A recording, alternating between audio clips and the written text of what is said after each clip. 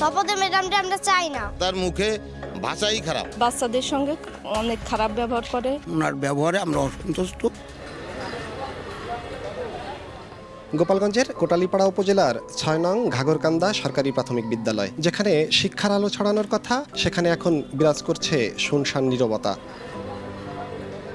শিক্ষক থাকলেও নেই কোনো শিক্ষার্থী। মঙ্গলবার সকালে স্কুল প্রাঙ্গণে জড়ো হন বিক্ষুব্ধ অভিভাবকরা। তাদের দাবি, ২০২০ সালে স্কুলে যোগদানের পর থেকেই বিশৃঙ্খলা সৃষ্টি করে আসছেন শিক্ষক তপতি বাড়ই। সময়মতো ক্লাস না নেওয়া, শিক্ষার্থীদের মানসিক ও শারীরিকভাবে নির্যাতন, প্রতিবাদ করলে হুমকি ও হয়রানি করার মতো গুরুতর অভিযোগ রয়েছে তার বিরুদ্ধে। একাধিক দপ্তরে অভিযোগের পর তদন্ত হলেও হয়নি স্থায়ী বদলি। এতে ক্ষুব্ধ হয়ে ক্লাস বর্জন করে শিক্ষার্থীদের বিদ্যালয় থেকে বের করে নিয়ে যান অভিভাবকরা।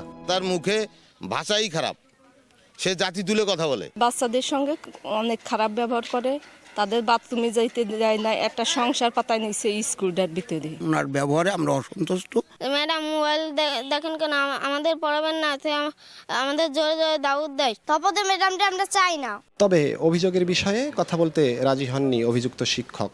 এই অভিযোগের ব্যাপারে তারা যেন বিক্ষোভ করতেছে আপনাকে নিয়ে, এ ব্যাপারে কোনো কথা বলবেন কিনা?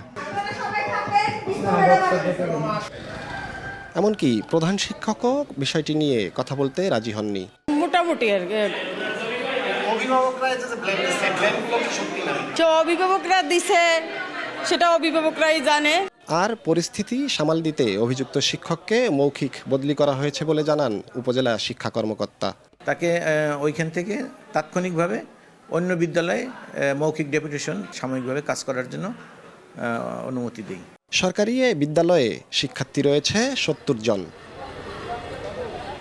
জয়ন্ত শিরালী, সময় সংবাদ, গোপালগঞ্জ।